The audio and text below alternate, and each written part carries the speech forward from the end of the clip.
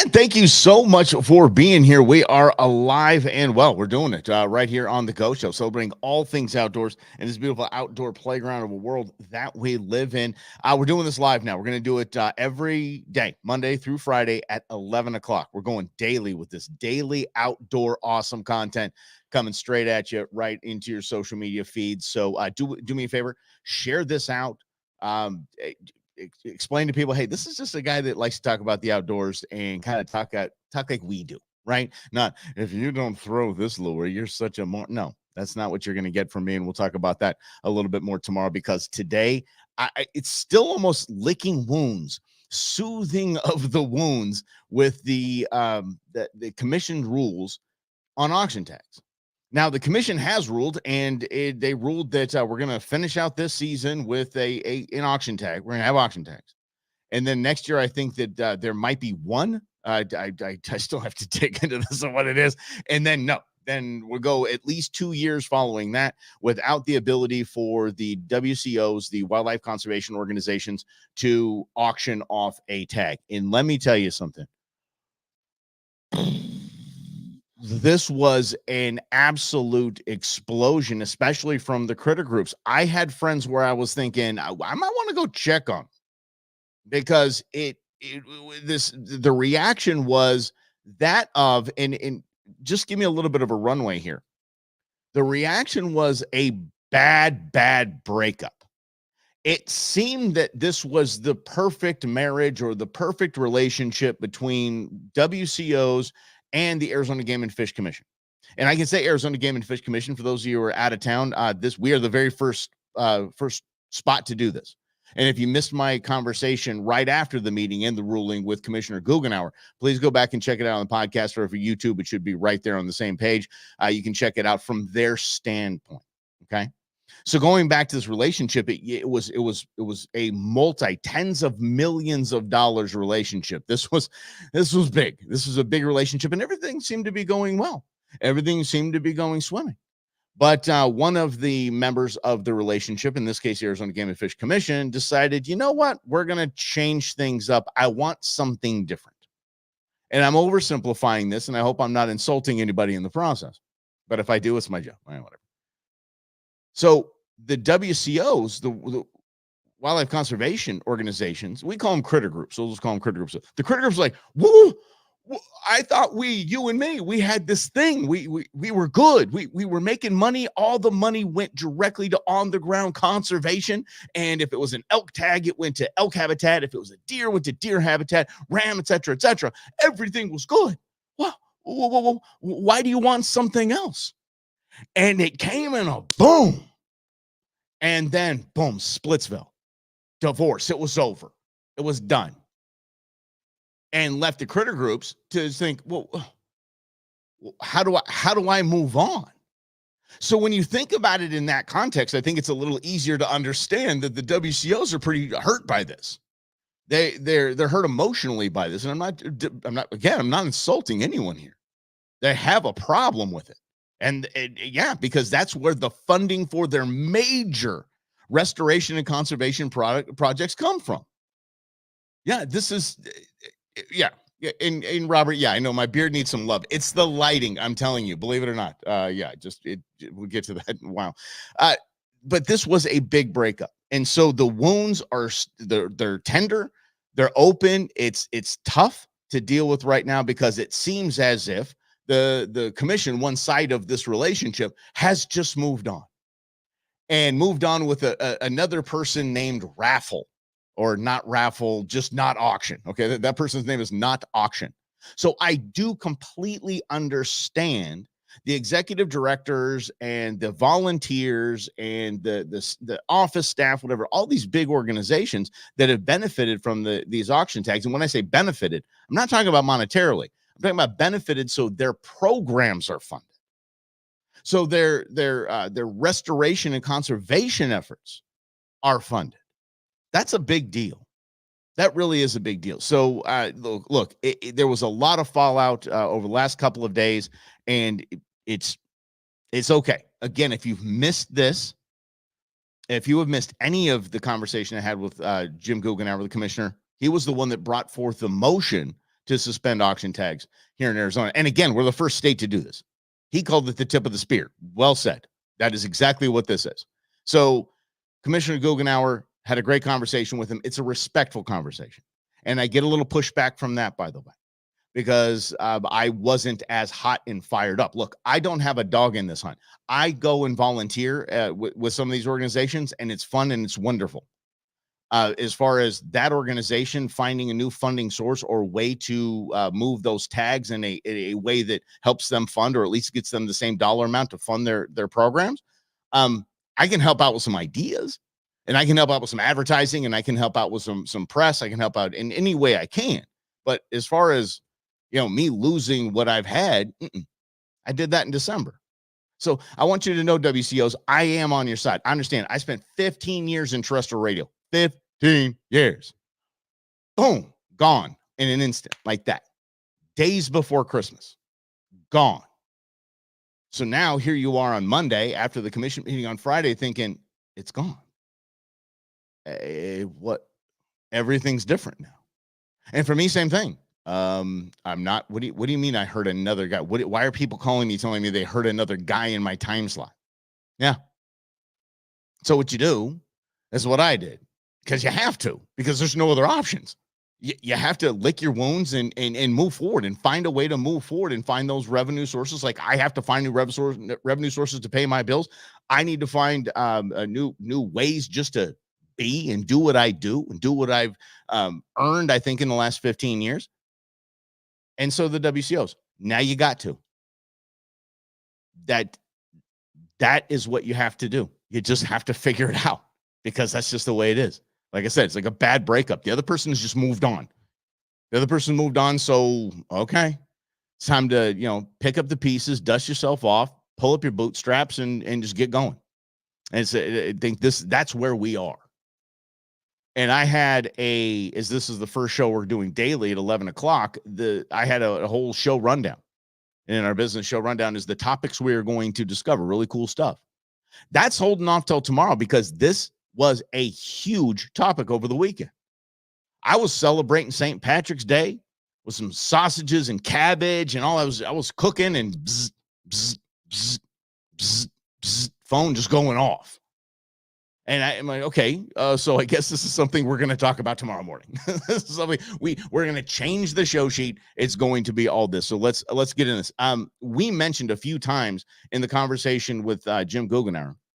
We mentioned a few times the presentation by Clay Crowder from your Arizona Game and Fish Department. I have that right here in front of me. And what I want to do is I want to talk numbers. I really do. I want to talk numbers of what we're going after, because the major tags that we're talking about are sheep, elk, and deer. That's it. There's 10 total species. Okay, 30 tags. So of the 30 tags, 9, well, actually not one, because one goes to the Arizona Big Game Super Raffle. So we're talking about 6 tags. This whole freak out is about 6 tags. Now understand, they're big. But let me tell you what I mean by this, because we, again, have 10 big game species that the commission gives tags for, 10 big game species in this beautiful state that we live in. Good grief, are we just so lucky. It's just amazing.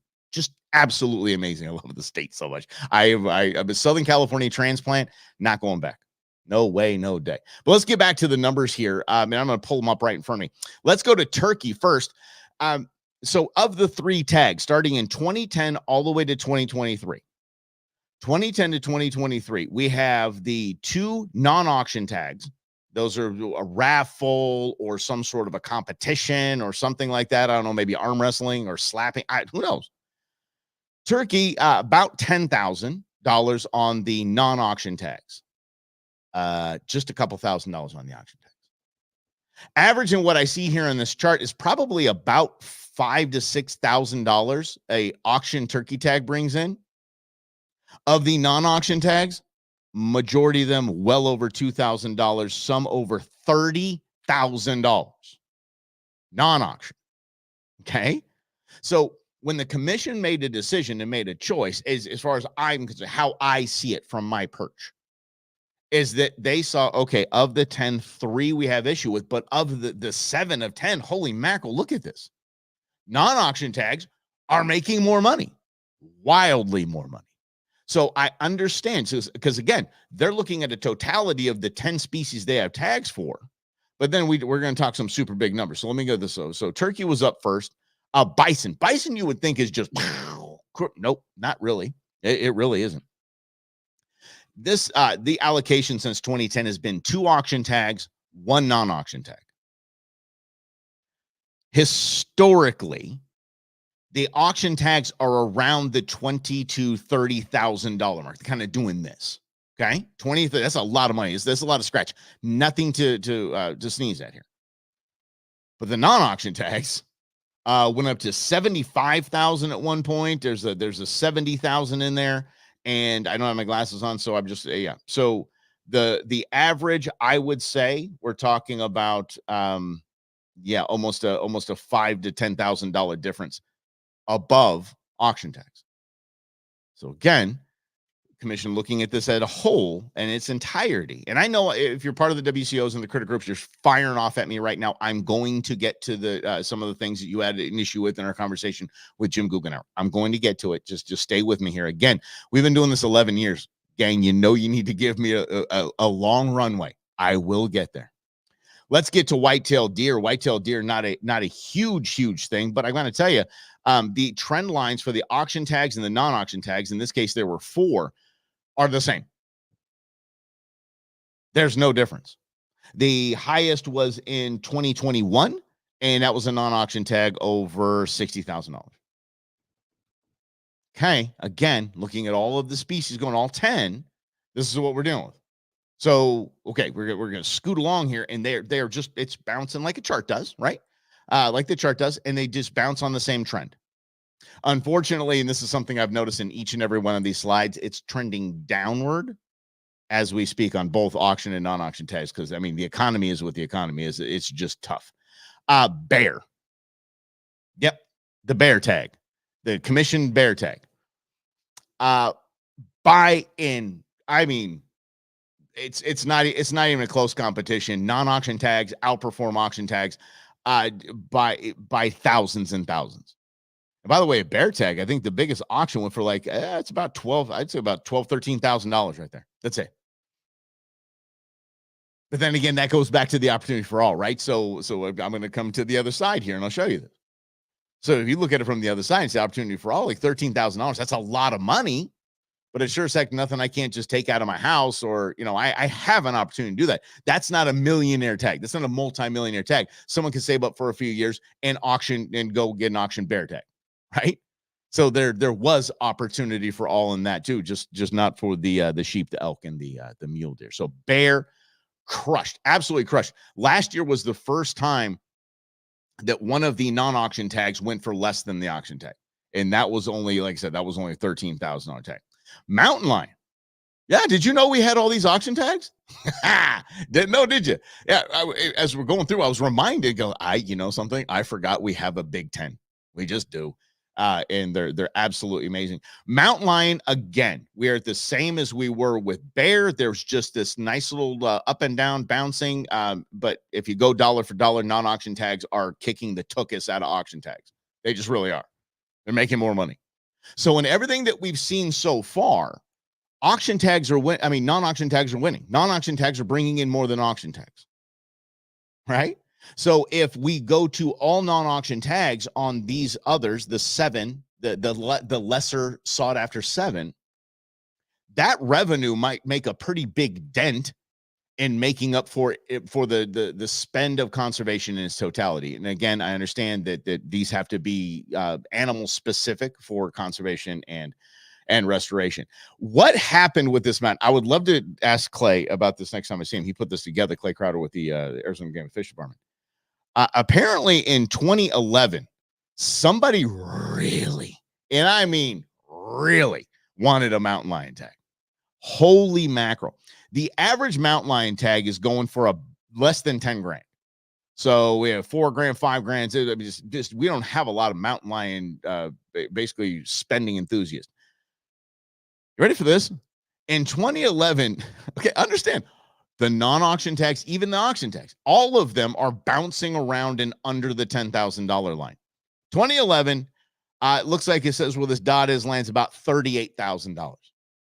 I want to know the story behind that. I want to know who the heck bought that tag and why he or she was so fired up about taking a mountain lion.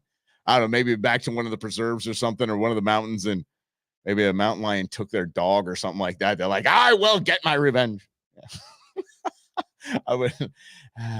I'll keep the jokes here. Javelina is up next. If I can, my fumble fingers can get us there. Javelina, I got to tell you, non-auction, again, absolutely destroying, crushing auction tags. Auction tags bounced around maybe $800-900, $1,000 maybe for an auction tag.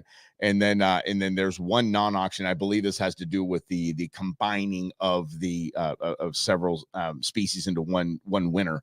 Went to over $20,000. So all those are non-auction tags at $20,000. Pronghorn, speed goat. Yeah, a lot of people that aren't from Arizona are shocked as I keep going through this list here, that thinking, whoa, there's no way Arizona has those. Yes, we do. We are the most biodiverse state that doesn't touch a coast in the nation. So most biodiverse non-coastal state. I'll get it right one time soon. I mean, did you? I don't have my coffee here, but I think I did. All right, we'll do some water. So maybe water will get this straightened out for me. Pronghorn, same thing. Auction outperformed non-auction a couple of times, and they're all about the same thing. They really are. I mean, they're within thousands. It just kind of bounces along the same thing. It's like either your auction or your non-auction, and guess what? You're going to get the same result. Now, understand, these are not the big three. So here we go. Let's get into bighorn sheep. Bighorn sheep, we're getting into the big three now. This is a big deal because this is where a lot of people are fired up and a lot of people are like biting their nails, right? And thinking, how are we going to make up this funding? Because historically, non-auction tags for bighorn sheep in Arizona have gone from anywhere from $110,000, and last year went for $90,000, so it didn't get over 100. But the vast majority stayed over $100,000, right? Between $100,000 and $200,000. Historically, auction tags for the bighorn sheep, somewhere just shy of $400,000 in 2016, and stayed around the $200,000 to $300,000 line ever since. That is a staggering difference now that we're talking about six figures as a difference between auction tags and a difference between non-auction tags. Okay. Wow. Okay. Let's get to elk. No, we just go one more here. So let's get to elk. Ain't even close. Ain't even close. So you can tell the critter group that was most in my ear. Not even, I mean, boom. There are several years, and then no, I'm taking it back. Okay. There are several years where I'm looking on this chart here. There are several years where auction tags and non-auction tags, same. So 2011, same. 2014, same. 2015, same. 2017, same. Yeah. But there is 2013, which was the non-auction tag brought in $110,000. The auction tag brought in $400,000. That's a big difference. Gang, that's a big difference. Elk, non-auction tags, it's almost flatline. Flatline, just it's the same amount about every year. It's around $100,000 plus, just around there. You kind of margin of error. Elk, auction tags are probably averaging over $250,000. That's where we see the division. Now let's get to mule deer. Mule deer, it just this is our final our final tag. Mule deer, around $200,000 a tag for auctions. $200,000 to $400,000. Just kind of bounced in the $200,000 to $400,000 range. Last year shot up to let me see. Yeah, $700,000. $700,000. So that's what it shot up to. Then and then auction tags are all except for 1 year sub 200,000. So what are we going to do? How in the world do we make that up? How in the world do we do that? How do we make all that up? How? Exactly. That's the problem. And that's what all of the WCOs are freaked out about right now, is how do we make that up? If we know historically what the auction tags bring and the non-auction tags bring, we know that historically, then how are we going to turn these auction tags into non-auction tags and make as much as the auction tag? Whoo. Okay. There's the numbers behind it all. Again, thank you, Clay Crowder, for that, because I got to tell you, that was a lot to put together. That guy, and I commend him for doing this. And Robert, I do agree with you, and a lot of people are saying the same thing. Thanks for chiming in on here. If it ain't whatever happened, if it ain't broke, don't fix it. The broke part of this is, and according to Jim Guggenauer, he's 20% of your Arizona Game and Fish Commission.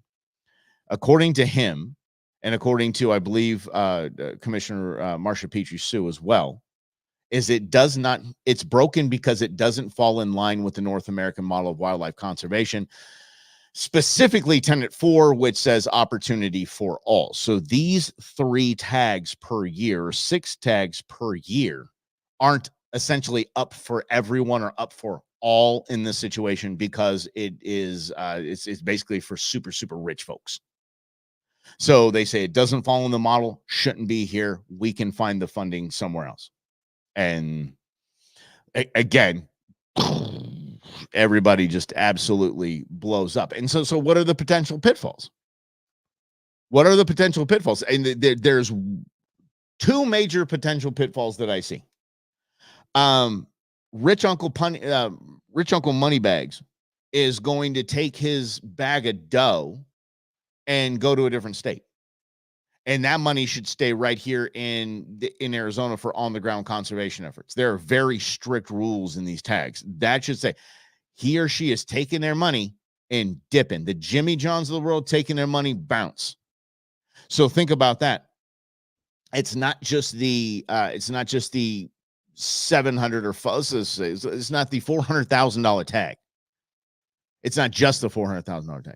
It's the tens of thousands in gear and guide and local benefit of and I'm just using this because I just know his name, and you know his name, Jimmy John of the sandwich shops, coming in with their entourage and throwing a bunch of money up in Flagstaff and Williams. And there's a ripple effect that is going to happen. There's a ripple effect that's going to be a pitfall. So we've got to look out for them, right? And not to step in those things. And so the other potential pitfall I see is volunteerism. These volunteers, these tens of thousands of volunteers, those that are just on the ground conservationists here in Arizona, that are at the restoration projects, that are at the mending fence line projects, that are out cleaning up the desert, they're the ones that are there because of this funding. And then the funding goes to the critter groups or the WCOs, and the food is paid for, and maybe lodging in some cases, however it is.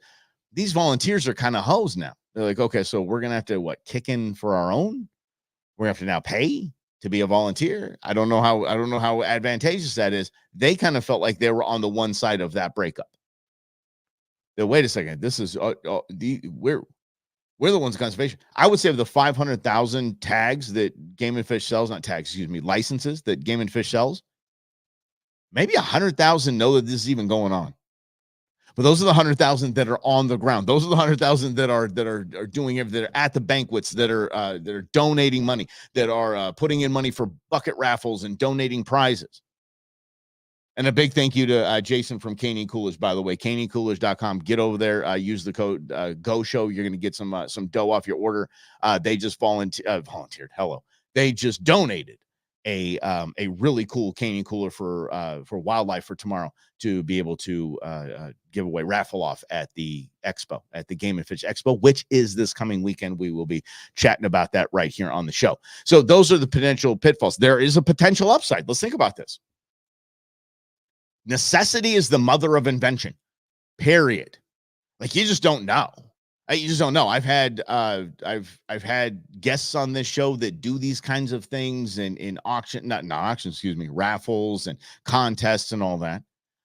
There are options. There are different ways. What if that way gets better? What if instead of 700,000 for a mule deer tag, maybe it's 800,000, maybe it's 750. Maybe it's dead on same.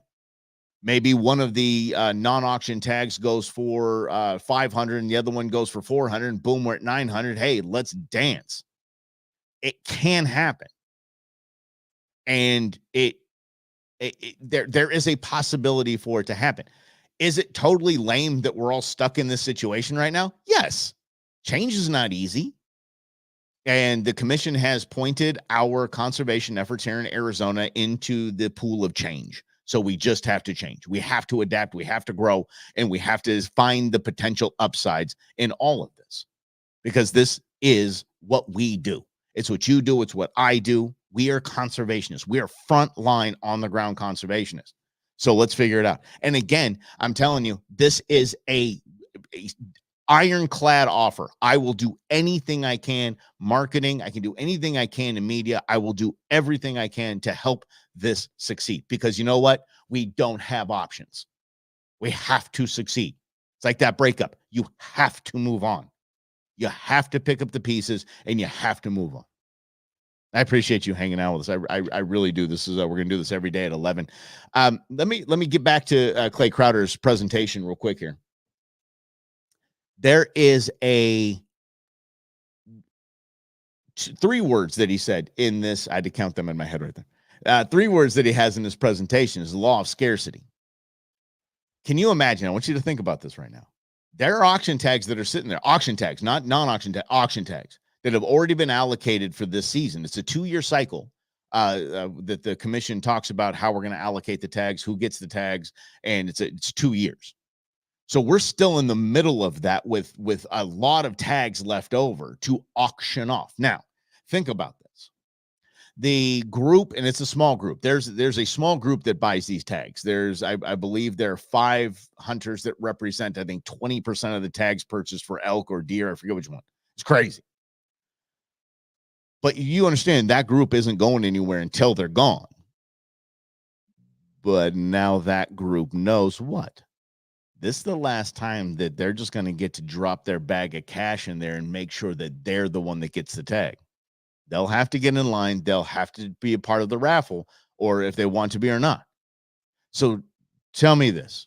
You think about your friends, and just say your friends, we all just won the lottery. We all have a bunch of money. Everybody's going to go after these tags. And that's kind of what we did. It's kind of our thing, right?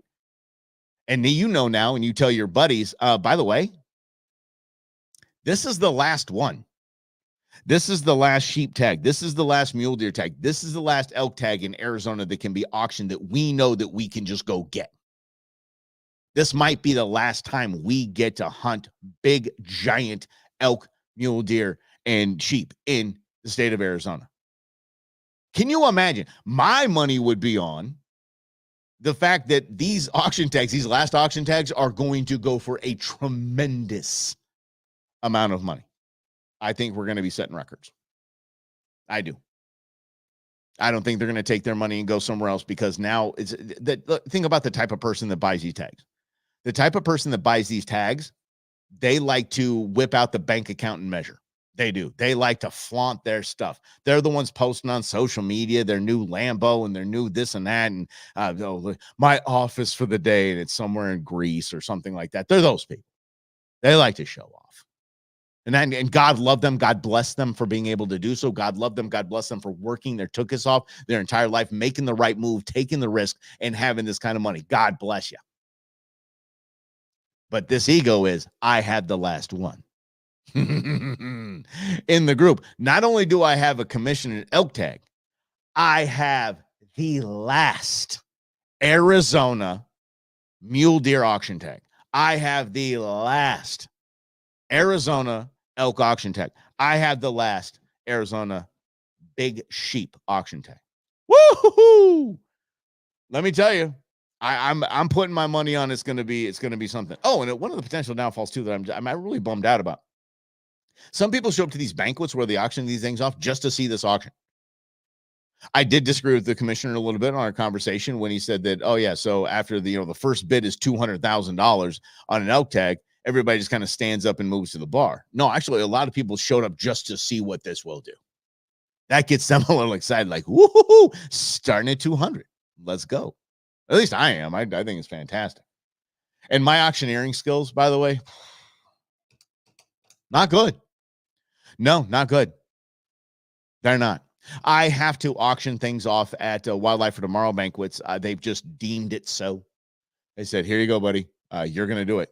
I remember I'm very proud. It was the first thing I had to live auction was a quail hunt with Rosie Romero and Larry Voiles, the former director of Arizona Game and Fish. It was just a quail hunt. And I remember Rosie coming up to me, he said, Cowboy, get about $500 for this, $600 for this. It isn't going to be, we just put this together. It was just an idea. I got over 300. I got over $3,000 for it. Almost at 300 grand. I got $3,000 for it. That's right. Oh, it's terrible. Oh my gosh. I'm not even going to try the auction. I don't know. Give me some comments if you want to hear my auctioneering skills. It ain't that great.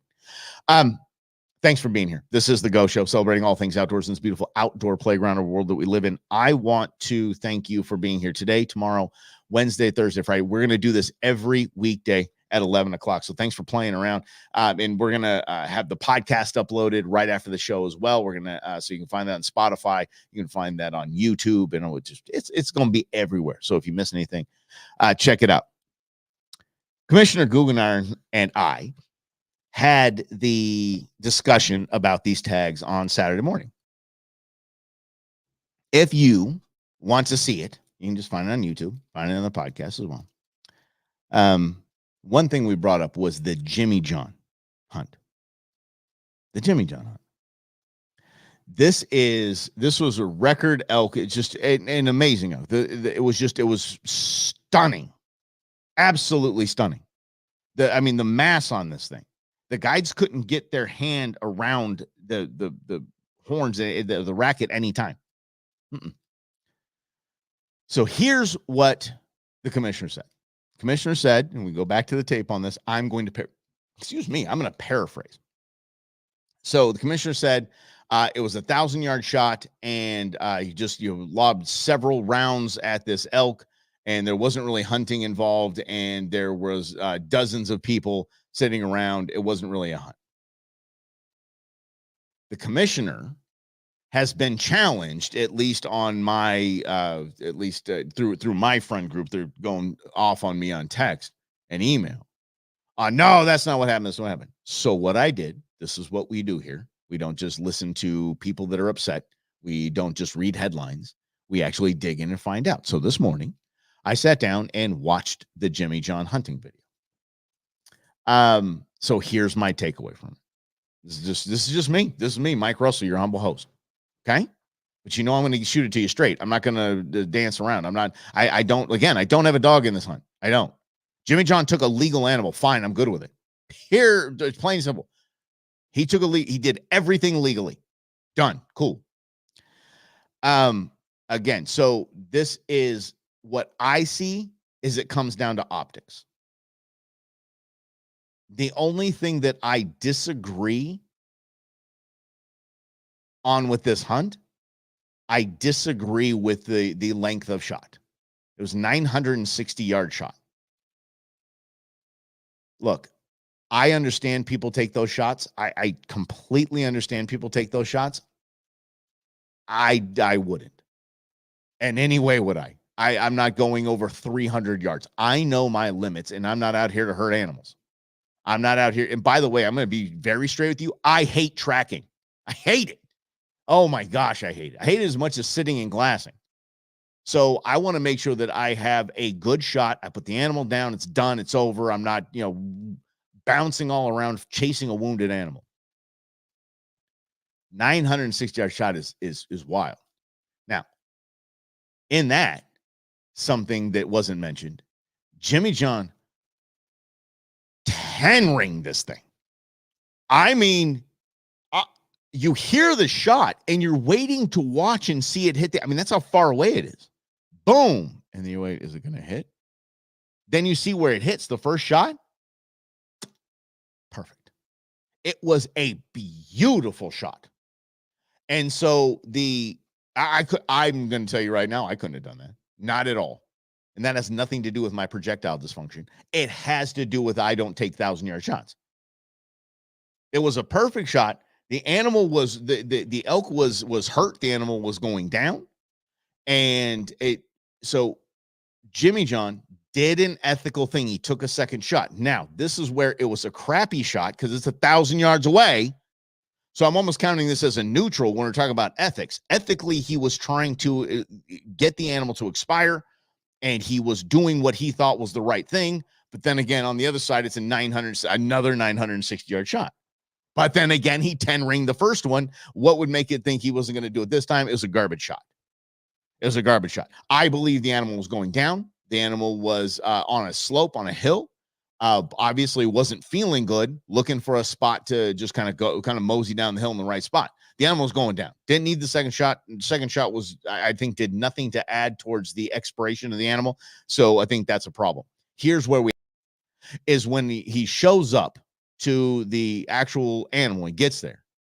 There are darn near like 24 people there. 24 people. So I'm going to back up and tell you why this is an issue. I don't think it's an issue to get rid of auction tags, but I mean, here we go. The person that submitted the video, that launched the video, is over 300,000 something views. It's absurd on YouTube. I mean, you can go watch it. But he had this elk on his trail camera. He had this elk. He saw this elk all the time. He knew what the change in shape and size and mass was from the year prior. I mean, he'd been watching that. They heard about the Jimmy John tags, like, okay, hey guys, I got one. And they literally walked out that morning, saw that exact elk across the canyon, and they're like, okay, here we go. So instead of trying to close the gap, they didn't try to close the gap. They just stayed where they were and took that very long shot. So then some would say, well, that's not hunting. Okay. I'm not disagreeing with you because you have your view of what hunting is. I have mine. Bill has his. Tim has his. Steve has his. Carrie has hers. Like, everybody has their own view of what real ethical hunting is. Okay, cool. Some would say this is not. And the optics for the non-hunters out there that make the most noise fund opposition legislation, if you know what I mean. They look at this and say, there's 20 people there. He didn't hunt this. It was a team effort. What in the world? There's no way. This wasn't hunting. This was unethical. Ha. So what this comes down to, side of that second shot, for me, it comes down to optics. And the optics aren't good with that video. The optics are not good. A lot of people probably right now saying, who cares, Mike? Who cares about them? Those bleeding hearts and those woke people. And okay, here's the problem. We are not in the hunting business. We're not in the camping business. We're not in the fishing business. We're in the winning hearts and minds business. Because if we continue to lose hearts and minds in what we do, and we aren't cognizant of the potential downfalls of not winning hearts and minds, the North American model goes to squat.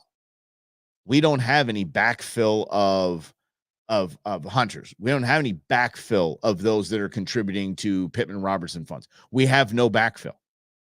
So we do have to be cognizant. Am I upset with Jimmy John? Not one little tiny bit. Am I upset about that hunt? No, because it was legal. Everything was done legally. I don't know how many people those 20 people that were hanging out, I don't know what they were doing, if they were on a drive, I have no idea what they were doing. So I can't judge. All I know is that Jimmy John bought a tag, a legal tag, and he took a shot. It was way far away, and 3 times the distance what I would feel comfortable shooting, or what I would tell anyone in my party or anyone in my group that I would feel comfortable shooting. And I took a garbage second shot, and then all these people popped up. That's bad optics. It is. It's as bad as like a really violent, bloody grip and grin picture. It's not winning hearts and minds. It's just not. I'm a grip and grin guy. I mean, I look at my kid's phone. I mean, there's me and him with a bison. I mean, my kid, when he calls, this is me and him with a bison. I have no problem with the grip and grins. I love them. We just need to be cognizant, because I was told this morning, there's no room for error. We don't have much wiggle room. We don't have much wiggle room in this fight. And it's a battle. We'll talk about the NRA tomorrow. Because I am a lifetime member of the NRA. But people, NRA this, NRA that. Okay, we'll talk about it. And then I hear, oh, what are you speaking out against grip and grins? We should be proud of our sport and proud of what we do. We should be, and we are. Absolutely. We are. But we are in a battle against PETA, Humane Society of the United States, young legislators that have never even been outdoors in their whole life and are absolutely appalled at the thought of us going out and killing something which we would say harvesting, because we're, again, trying to win hearts and minds here. Of course, they're saying that while they're chomping on a Whopper. I totally get it. I totally understand. I know the hypocrisy there. And it's frustrating. It's challenging. It is there is potential for us to lose a lot of our way of life because of this, because we're not paying attention to optics. And once we start paying attention to optics, that's when we start winning the game. But it takes a pain in the butt change to make. And it's a pain that we even have to talk about it. It's a pain that we have to look deep into legislation to make sure that HSUS didn't put a ban on everything in it. And it's a pain that we have to watch legislators just to defend our very natural way of life, knowing that we are the frontline conservationists in this nation. We fund conservation in this nation. We know that, yet it's a pain that we have to still go fight. But we're here. So we have to. We have no options. So it's just like the WCOs and the commission. Right now, they don't like each other. So doesn't matter. It just doesn't matter. And it's totally lame that we have to have this discussion. It's totally lame that we have to have this fight. But you know what? Here we are. And it is the state of things. We have to find a way and move on. It's again, totally lame that we have to monitor, kind of, police our own grip and grins, things like that. But we have to. Here we are. We can do this. If y'all know me from my years on radio in the Valley, I am a American apologist. I love this country. I love we the people. We can do anything. How many times have we, as we the people here in the United States, have been just steamrolled, sucker punched, jacked up? We always prevail. We always figure out a way. And this is what we need to do here. We need to figure out a way to make up those funds that were coming from the super rich people. And we just have to do it. And we have to do it together. We have to bring ideas to the forefront. We have to get those ideas in front of people that can make these decisions. We are dealing with lawyers and government. So it's going to have to be pretty buttoned up and audible ready, I would say. The people are going to have to say, okay, here's my idea. Or a group is going to say, here's my idea. They're going to have to be able to make change in that idea because, again, we're dealing with government and we're dealing with lawyers. So I think we know where we're at, and I hope we know where we're at. And I want you to, by the way, go check out that Jimmy John video. It's all good. Just go ahead. It's not bad, but you'll see that first shot. And if you're a hunter or if you're in the shooting sports at all, your chin will be on the floor. I did not expect that. I didn't see it. I thought there's no way he's hitting this thing. I thought I was going to see them, but you see right where that shot is placed, and it's beautiful. It really, really, truly is. Oh, and by the way, Jimmy John in the shark video where this is Jimmy John jumping on a shark or something like that, that's not him. The internet. Thanks to the internet. Let's do this again tomorrow, shall we? Tomorrow at 11 a.m. right here on The Go Show. Remember, the podcast is going to be up and in just moments. And if you missed anything, the video on YouTube as well and Facebook. Thank you all for hanging out. We'll do this again tomorrow. We'll see you at 11 o'clock right here on The Go Show.